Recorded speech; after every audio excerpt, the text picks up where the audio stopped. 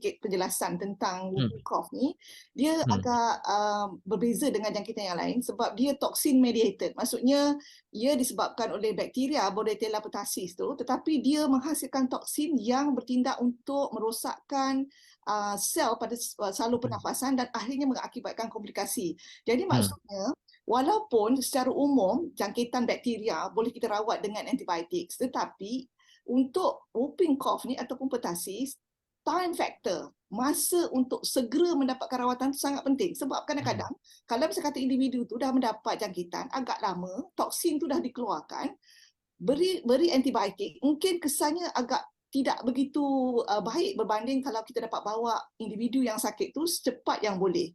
Jadi dalam konteks bagaimana kita untuk mendapatkan rawatan yang efektif, berkesan andainya dijangkiti, ialah saya berpendapat ada beberapa faktor. Satu atau dua faktor di sini.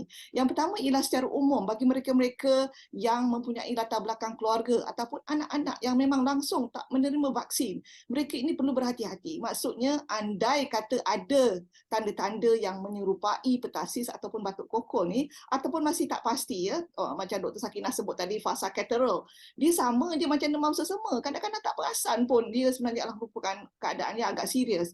Jadi untuk mereka yang langsung tak divaksin, teruslah pergi ke klinik untuk diperiksa dan diberikan assurance this is not something yang dangerous ya.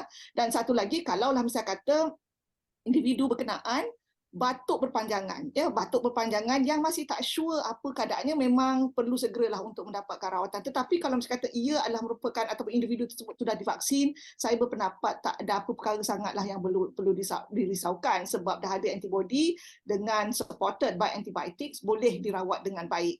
Jadi kita ada